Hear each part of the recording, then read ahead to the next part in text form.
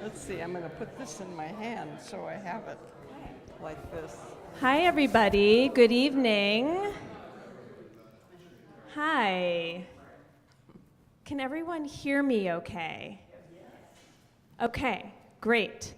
So, really thrilled to see all of you this evening, and we're so excited to have Rosalind Pace here as our first Fredi, Schiff, Levin lecture guest of the season. My name is Ruby T, and I'm the curator of museum education here at PAAM. Welcome to the Fredi, Schiff, Levin lecture series, which is graciously sponsored by the Levin family. Now in its 22nd season, the lecture series honors Fredi, Schiff, Levin's legacy as a member of the Provincetown arts community by inviting artists, curators, authors, and scholars to speak at PAAM. We are grateful to the Levin family for their continued support of this annual program. So I'm going to read a little bit about Rosalind, but please join me in welcoming her first.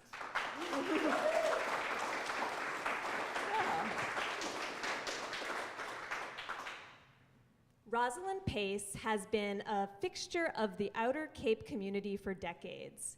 She is an accomplished and widely published poet. She is known for her work as a poet in the schools, for being a director of the Long Point Gallery, for teaching courses at Castle Hill Center for the Arts and at PAAM, for her illuminating and intimate instruction in poetry and memoir, among many other things. Fewer know her as the dedicated and sure-handed visual artist that she is, capable of soaring lyricism in her evocative and vivid collages. Even fewer have been aware of the large-scale paintings some collages became, large enough to fill the long walls at the Provincetown Art Association and Museum. Rosalind Pace is an Outer Cape prism, and all the arts shine through her. Many who visit her exhibition at PAAM will be surprised by it, by the breadth and achievement of Rosalind Pace's creative life. And this beautiful story about Rosalind was written by Grace Hopkins, the curator of this exhibition. Yeah. And now, please enjoy Rosalind Pace. Yeah. Okay, now, can you hear me all right if I speak like this? Good. So thank you so much for coming. Actually, I should have Grace Hopkins up here with me. She not only curated this exhibit and decided where and how everything should go, which is perfect. She made the exhibition possible in the first place. Grace was in my studio arranging a studio visit for her students when she suddenly said, "You should have a show at PAAM." Really? That same day, she wrote a proposal, submitted it to PAAM, and here we are. I can't thank you enough, Grace, for all you've done for me. And boundless thanks for everyone at PAAM, for Chris McCarthy, who was responsible for making this museum the A+ stellar institution that it is. And Ruby, who just guided me through this thing here that I'm doing. And Grace Ryder O'Malley and Jim Zimmerman. I couldn't exist without him. Help! And he comes, you know. And special thanks actually to Irene Lipton, who did the gorgeous design for the catalog. In preparing for this talk and looking back over the decades, I thought I would tell a few stories, show some images, read a couple of poems, and then we can have time for questions and conversation discussion. So I want to retrack the journey I have taken in making this art. I'll begin with a kind of origin story. I was a freshman at Brown in 1957, taking an introductory art course from Walter Feldman. One assignment was to go look at the mile-long stone wall surrounding Dexter Asylum and then make a collage. Dexter Asylum, a few blocks north of campus, was a big brick hunk of a building. I think it had been painted yellow, abandoned, derelict, windows boarded up, acres of grass, long untended, the site surrounded by this stone wall, 3 feet thick and 8 feet high. One evening, I suddenly realized that the assignment was due the next morning, 9 o'clock class. I hadn't even begun. Now it was dark. I set my alarm for 6 a.m., snuck out of the dorm, ran those few blocks, and there it was, the wall. I walked slowly, my hands on the stones, feeling the various textures, paying attention to the stone colors. It was spectacular. I could have spent hours with that wall, examining every inch with both my eyes and my hands. But I had to pay attention to the time. I didn't have a watch. I raced back to the dorm. A package of colored construction paper awaited. I had no idea how to begin. In desperation, I simply picked up a piece at random, tore it, and glued it down on another piece, tore another piece, and glued that, and so on. 8:45, no time for breakfast. I grabbed my stuff and made it to class, thinking, well, at least I probably won't get an F for this. Lucky if I get a D. I've made this complete mess. Mr. Feldman began looking at our work piled up in front of him. I felt like hiding in the closet. But when he came to mine, he stopped, said nothing, then lifted it up with both hands and said, well, here we have something. I was dumbfounded. And looking back on this particular moment, I now understand that I had just learned the first and most important lesson about making art. Trust your instincts. Of course, as I eventually learned, behind intuition is a whole lot of tuition. That's a quote from Ben Chon.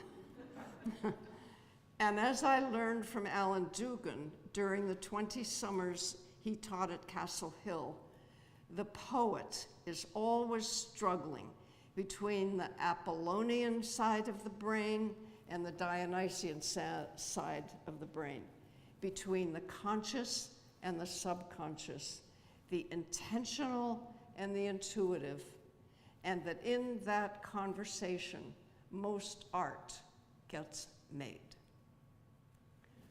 When I make a collage, I never know what it will become. I have a work table with piles of paper scraps or pieces of cut-up paintings.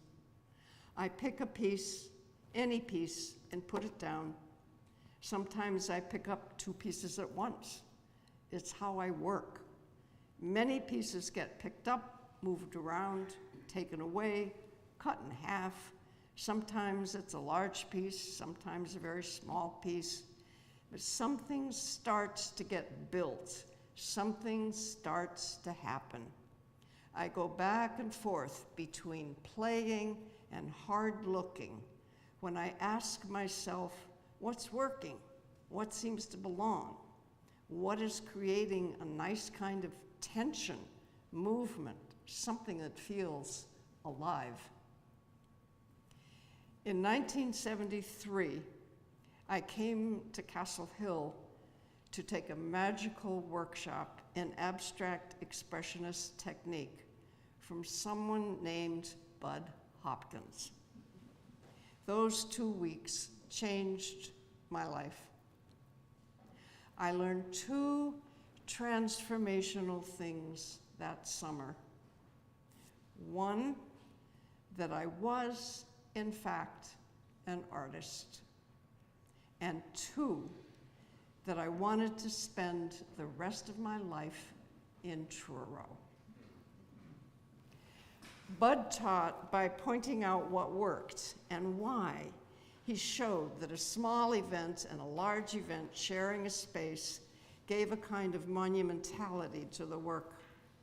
I am fascinated by this. Seeing a photo of my work, one would have no idea of its size. Many pieces seem much larger than they actually are. I learned that abstract expressionist technique begins with loading up your brush with black paint and making an intuitive gesture on the pure white surface of the canvas or the paper. It always felt like beginning a new language. Add some color, scumble, drip, scrape, cover up, wipe, let the paint do what it wants to do. You never know what you will end up with when you begin. When Bud began to teach collage, I was there every summer.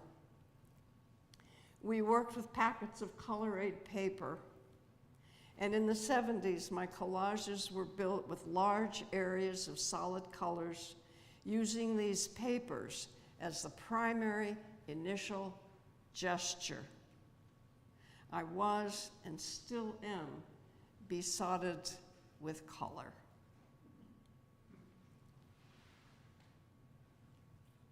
You could see where I used pieces of abstract expressionist painting, right, and the color aid paper, and I ripped and tore and placed and just played until something started to be there.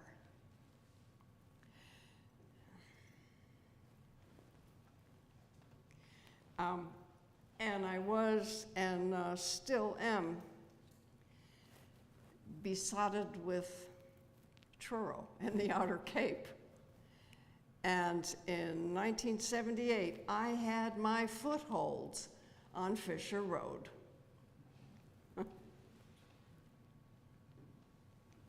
So I could come to Truro for every long summer. During one of those summers, I spent a week in a dune shack. And here is a poem about that experience. I'll let you look at this while I read.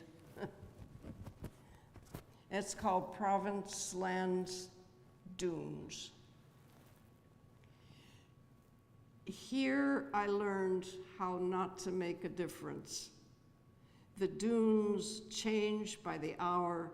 The sea comes in, goes out, in front of me, in back of me. The horizon is all around. Everything is on the edge. This shack leans into the sand. Fingers of pitch pine roots touch its gray step. For these few days, I am living here. I can love all this unconditionally because I keep none of it.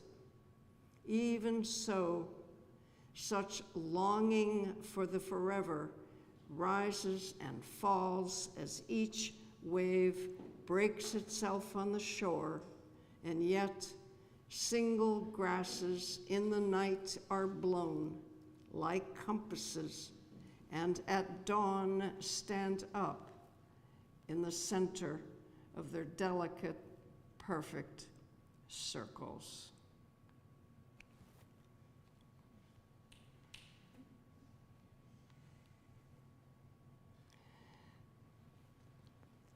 As part of the story coming out on the upcoming issue of Provincetown Arts, I asked my good friend Marcia Simon to go sit in front of one of my collages that she has and write what she sees.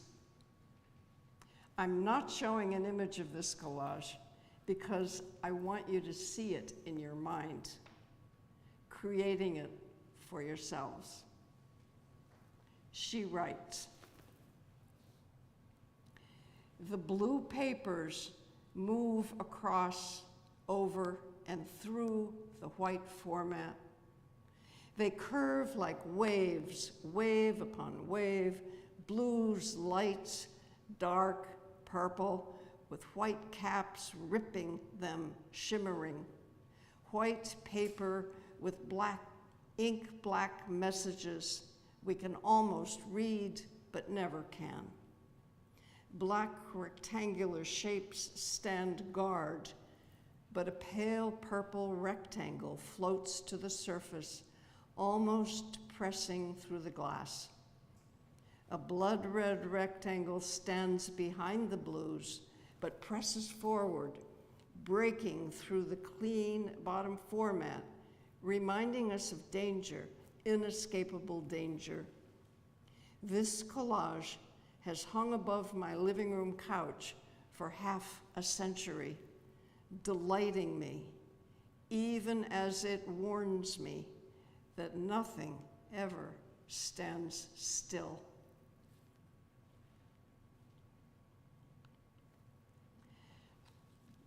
When does one's journey toward an aesthetic signature begin? It's impossible to tell exactly. The next story I want to tell starts at an earlier time, childhood, when I liked to play among the exposed roots of a crabapple tree in our backyard, constructing little houses with twigs and stones, with leaf roofs, little mosaic terraces, walled gardens. Later in junior high school, we had to take the Cooter preference test. In those days, the ones for boys had blue covers, and the ones for girls had pink covers.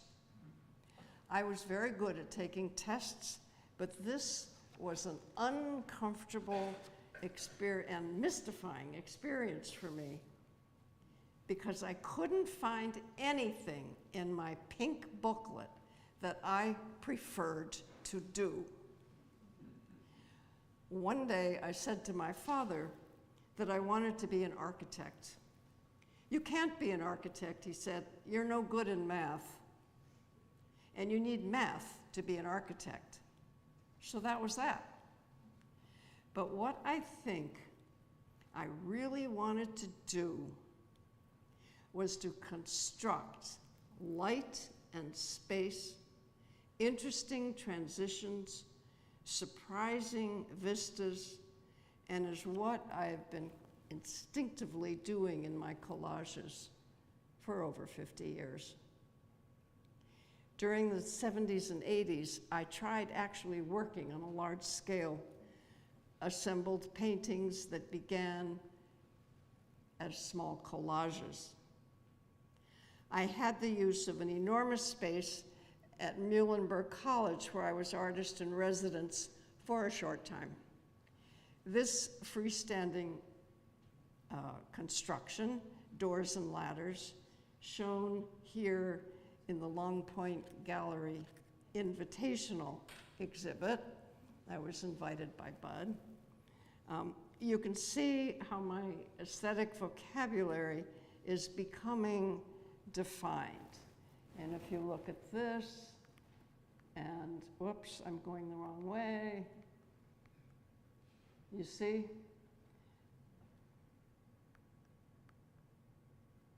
Okay?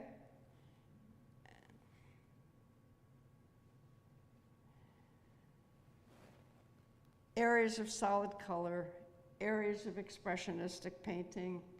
Sorry. This isn't exactly a house, but many of my collages have the feel of architecture, and this one, which began as a collage, I did actually construct.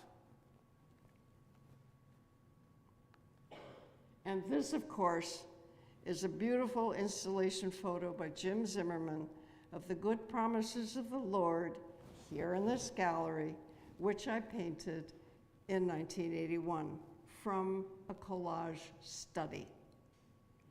It's a sequential work that had been cooking in my brain for 3 years, roughly, after I saw Barnett Newman's Stations of the Cross at the National Gallery in Washington, D.C. And I knew I wanted to do a series of large panels. I did many collage studies, but one day, when I was working on the centerfold for a small book I called Hymn, H-Y-M-N, which is in the center display case and also in the flat files behind the front desk here, I suddenly saw how the calligraphic elements standing sentinel on either side of the solid black space made the centerfold sing. I knew how I wanted to work on what became Good Promises. The aesthetic language I had been developing since first working with Bud became more purposeful, more intentional. Solid areas, in this case black and white, expressionistic painted areas, and calligraphic elements. The calligraphic elements are, in fact, real words, sometimes biblical phrases, which I then slice in strips to make them suggest language, but be indecipherable, creating the desire to know what it says, existing at the same time as knowing there is so much about the universe that we can never know. I wanted the piece to evoke the tension of that desire rather than make any kind of statement. During the 1980s, I continued to build my collages, creating spaces inhabiting color, expanding my range of papers. When I was invited to join the Provincetown Group Gallery, Pat DeGroot, many of you remember her, said to me, "Your collages are very beautiful, but you should consider expanding your range of papers." So I did.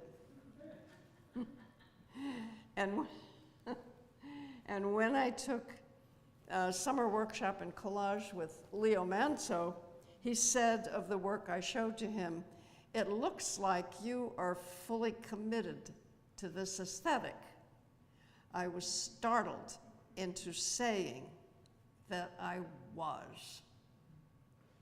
Those two sentences and my many years of work with Bud Hopkins constitute my formal art education.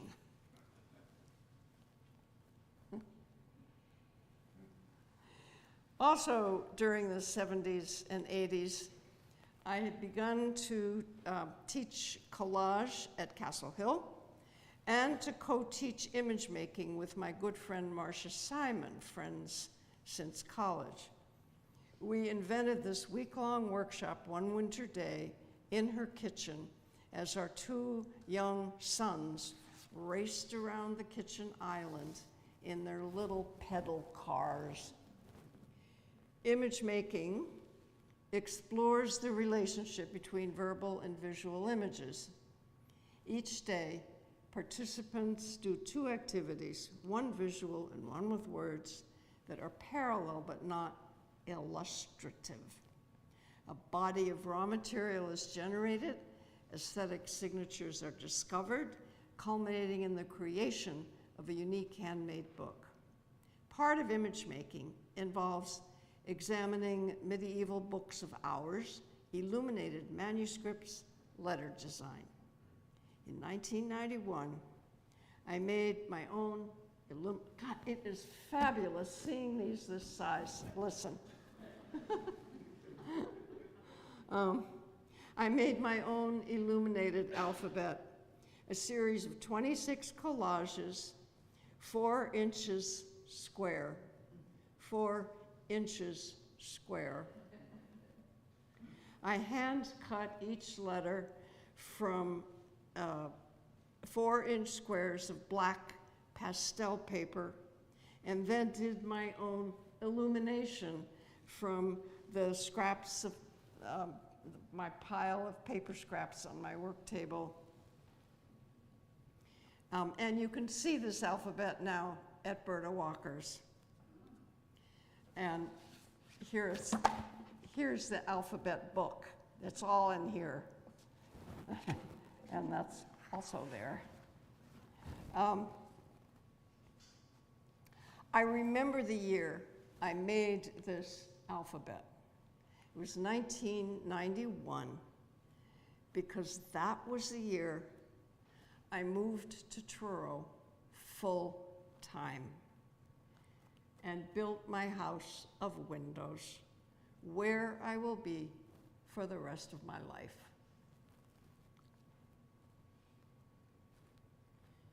The shack I started with is now my studio, the windows, and then the house with the row of windows is next to it.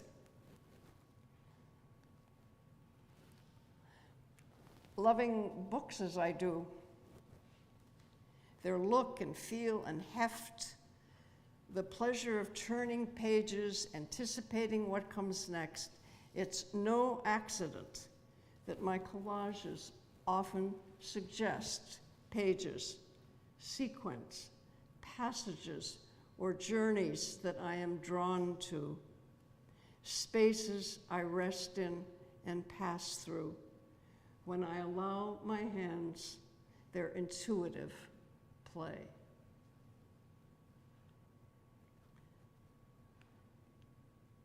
The poet Stephen Dunn once said that my poems are about everything that underlies desire.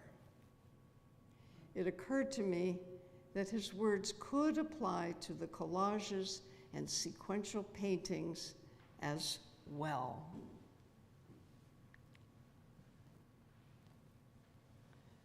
Let's see. And I want to kind of go back to, hello. This is stuck. There. This one.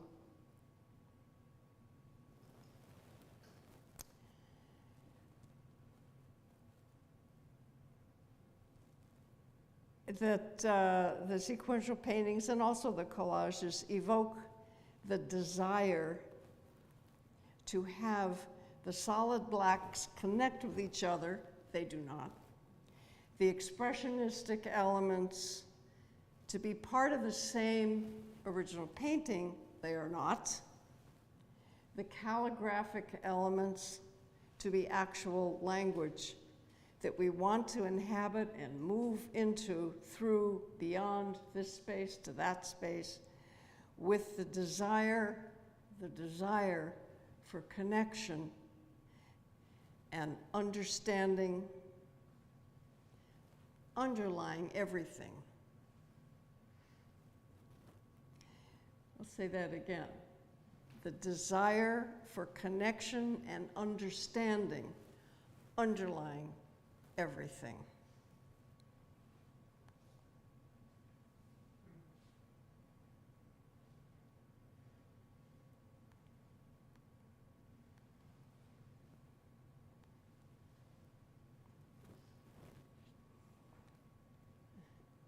The collages continued to be built, layered with a suggestion of unfolding pages, rooms opening into other rooms, other states of being. My love affair with a sequential rectangle, echoing the deep attachment that I have and have had my whole life to books. I inhabit them as I inhabit the collages, both as I am making them and as I continue to look at them. And as I inhabit my actual house as if it's my second skin.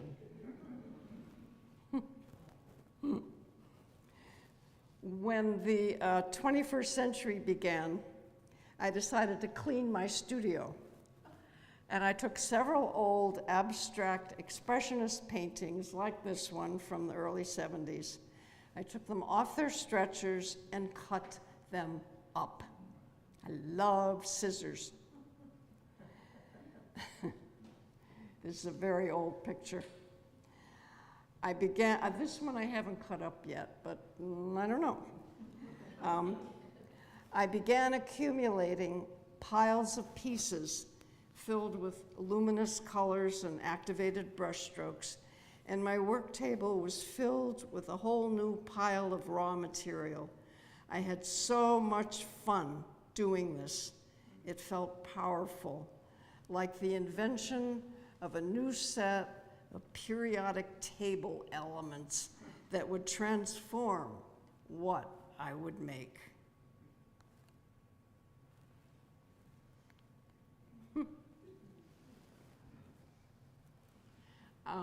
This actually is a recent photo from part of my work table, and it's kind of what I have left. So I'm going to have to either cut up some more paintings, or we'll see what happens. But maybe in a few months you'll see some collages that have some of those colors in them.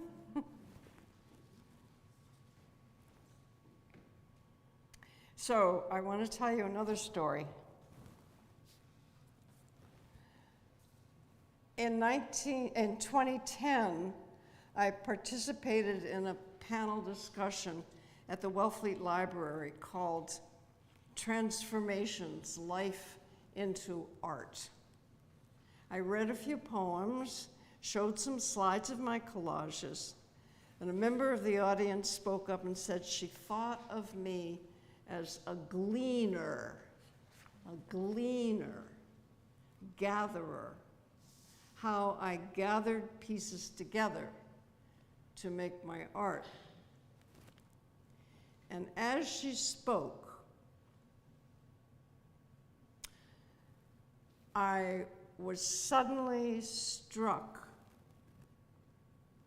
by this memory. The first poem that I ever had published in 1976, Volume 1, Number 1 of Graham House Review, was called The Scavenger at Last.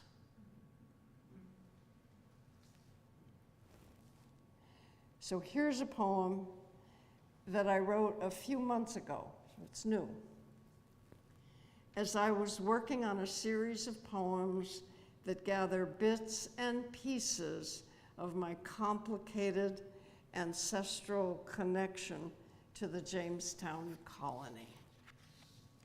And it's called Scavenger, Reprise. I went back to the old poem, I read it, I took some phrases and I just made a new poem from it. Here it is. Gleaner. I've been called a gleaner, one who scrapes scraps together, grains left in a field, bits of information left after time has erased everything else. And what for? What now? This green bottle, half buried in the dune, I rub off the sand, A genie rises in the voice of my grandfather, his black-robed arms spread out to enfold me. Dearly beloved, let us pray. My knees in the damp sands, the bottle, a chalice, holy relic, careless bit of junk I take with clamshells, knots of plastic blue rope, the bone-white vertebrae of a small sea creature, and a single stone, grayish-purple, sea-smoothed, with one small indentation. So with not much effort, I see it as the shape of a heart. These last two bits I calmly keep, the rest dumped in the bin at the parking lot. I add the stone to the stones I've collected, each holding within silent stories of where they came from, what they went through, now piled on a silver tray tucked beneath the wood stove, whose fire speaks fire language on winter nights. I listen to the spark and hiss, shapes shifting to ash. The bone-white vertebrae, that little sculpture, I place between two candles, strike a match, watch shadows sway in the rafters. Hush now, hush. Let the stories that want to come, come.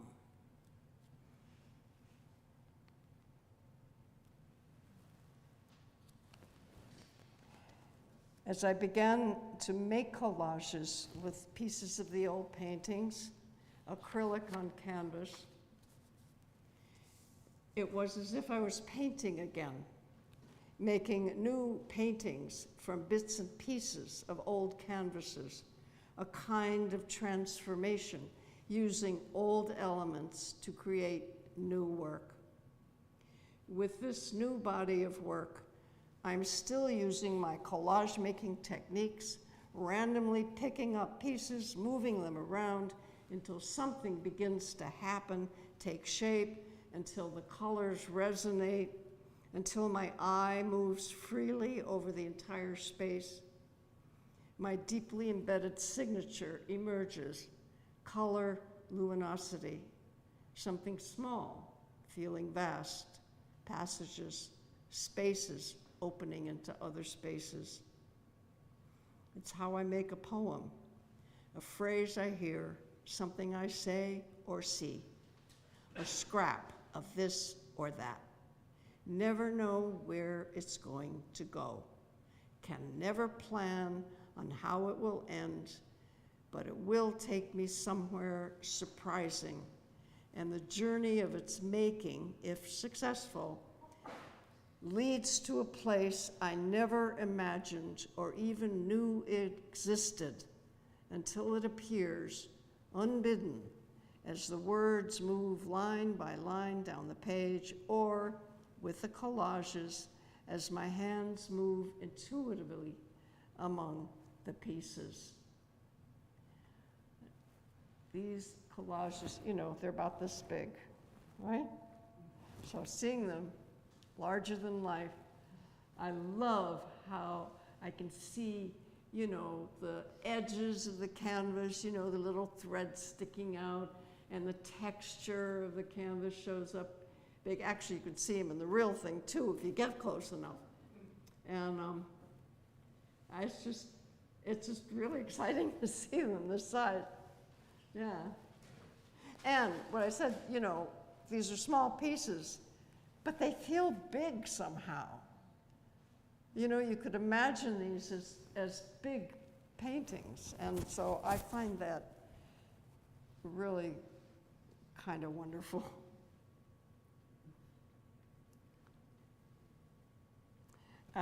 So what I want to do is just show you my newest work.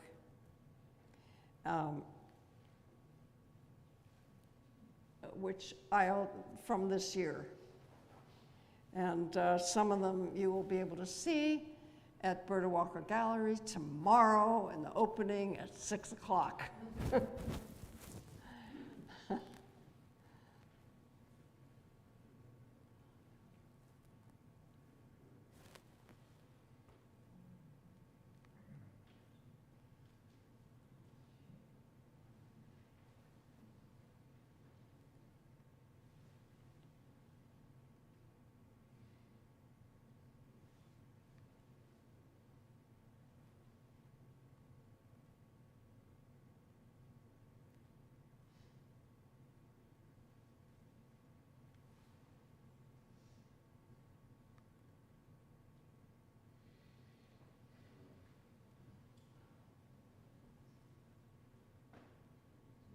With the diptych, you know, I still have this urge to make a series to connect the different pieces.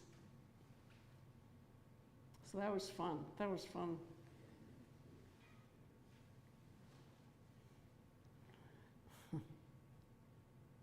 This one's a little bigger. It's about like this.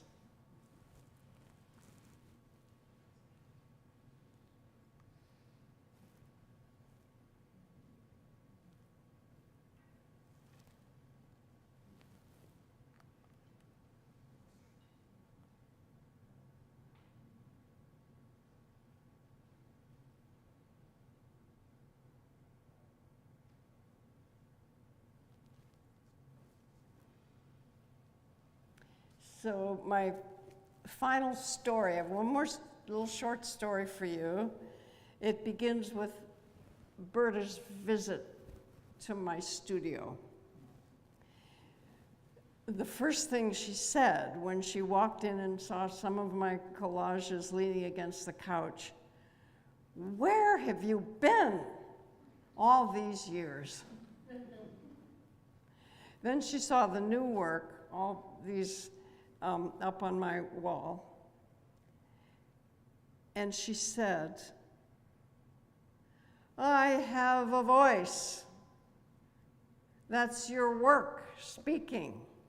The colors are saying, I have a voice." Here's the story. When I was 6, I stopped speaking. I have no memory of this. My parents had no explanation for this. In a college seminar, a professor said to me halfway through the year, "Well, Miss Pace, you really have to say something." I didn't know what to say.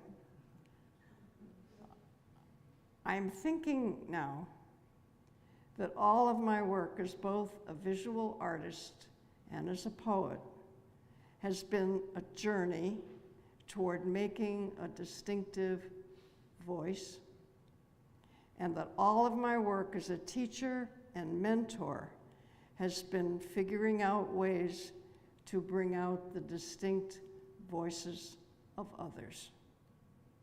Berta could not have said any words that would have been more meaningful to me than those 4 words she said. I have a voice. Thank you.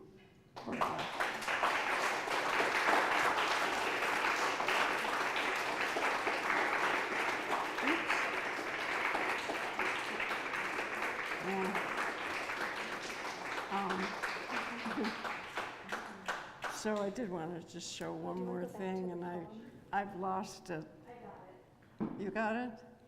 Okay. Yeah, let me just. Okay. We'll just zip through it. Well, all these things, now that you know the history. I can get us to that. Okay. Yeah. Okay. That's good. Okay, this is, just like a thing. Create. This acrostic poem I wrote years ago during the acrostic poem activity and image making, and it's been on the wall of my studio for decades. And reading it now, I read it as the perfect description of my art and the journey of its making. And it is, in fact, the definition of the word Poiesis, P-O-I-E-S-I-S, the title for this exhibition. Thank you, Alexa. Which means create, or the making of something that did not exist before. So come, scissors, glue, ripped paper, scraps, everything that touches my hands, arrange yourself together like a language, entire and strange. So there you go.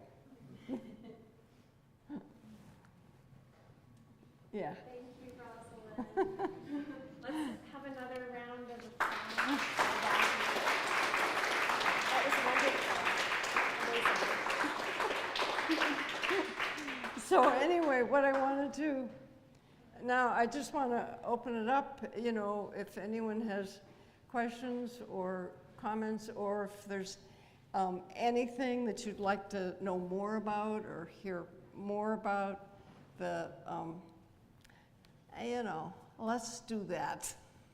And I'm going to pass the mic and probably also repeat the question too. So who has a question? Or just if there's anything, you know, that you'd like to hear more about, or Everybody who knows me knows I don't need to fight. Can you hear me? Yeah, I just want to know if Rosalind will read another poem. Will you read another poem? Okay. So actually, this is a new poem. It's within the past few months, I think I wrote it, and it's an ode to muttering as I begin my 85th year. Fiddlesticks, another wasted effort to clear the convoluted air, this torn-edged, wrinkled-up confession writ in pen with flourishes no earthly eye should read, toss it in the fire. Up the pieces disappear to mingle with starlight. Oh, not again. Mental vapor fogging up bifocals. I'm old enough to know better, old enough to know worse, old enough to know nothing. Pulling down shades for the night. Trying to contain uneasiness, or forget it, or rename it.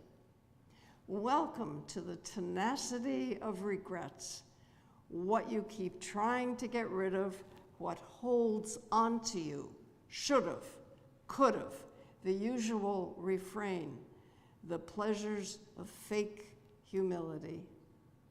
Now it's words and linear thoughts I lose before I say or write, as if parts of the brain are stealthily melting into a great anonymous sea. And yet, bits of this and that continue to ricochet through constellations of memory, like shooting stars in August, redefining what the sky means.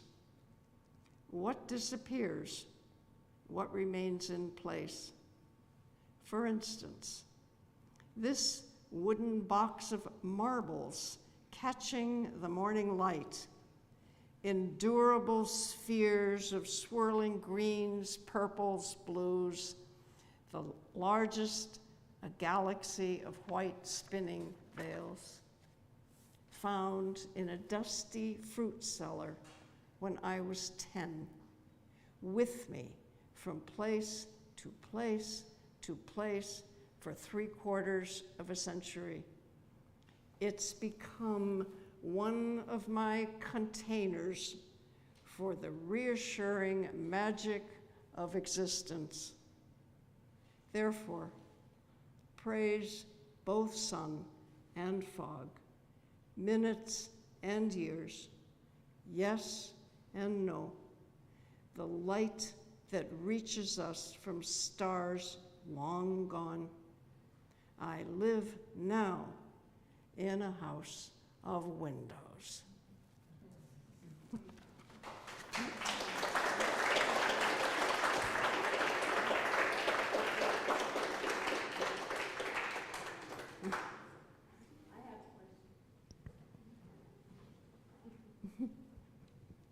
Hi, Rosalind. Hi. Your work is so beautiful, just so contemplative and lovely, but I wanted to ask you, is it difficult to know when to stop?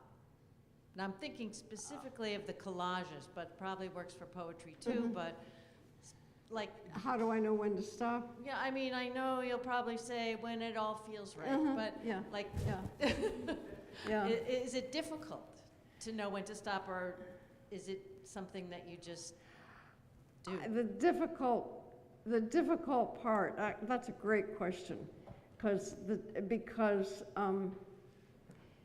you know, I see my pieces as being much more evocative rather than this is a picture of X, Y, and Z, and this is how you're supposed to react to it. The hard part is getting to the place where I can ask that question. Is this done? I don't know. But yes, there definitely is a time, and it takes a lot of looking and looking again and going back to it and looking, you know, and at some point, I simply will know that it's done because everything seems to, because it just starts to move around and, you know, everything seems, there isn't anything that my eye keeps going to and says, well, what's that doing there? You know, so I got to cover it up or tone it down or something, you know, like that. So it takes a long time to get there. I mean, for example, the collage on the back wall, the big one in the middle, the fractured light evening, that took me about 5 years to do. You know, I kept saying, you know, there was always one little piece that, that's not quite right, and then I'd put it here, and then I'd put it there, you know. Yeah, and you know what? It's really fun to do that. We have time for one more question.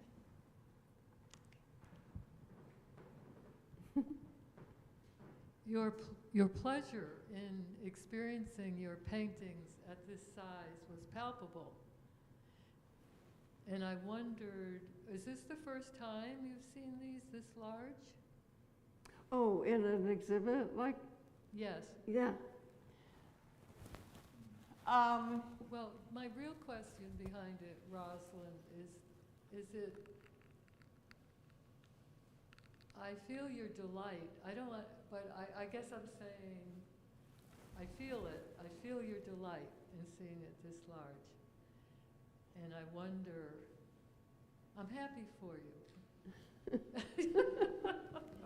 And I wonder if this will, what change, if any, what do you do with this?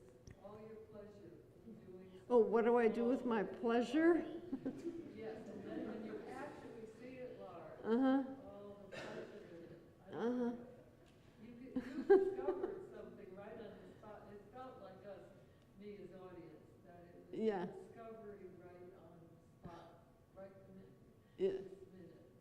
Yeah. It felt like. Well, this is, this is the first time that I have seen my work in a space like this and hung. One question that came up at the very beginning that Grace asked me, she asked me if I wanted the pieces hung chronologically, and I said no. Hang them where they belong, I said.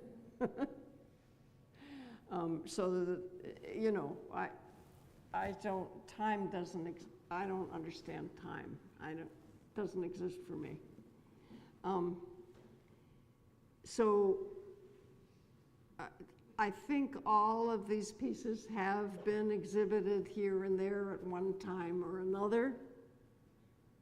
But seeing them like this, and maybe, you know, at some point we can lift the screen, you can see the rest of the triptych and the other piece, and then come back without the chairs and all that, so you can just,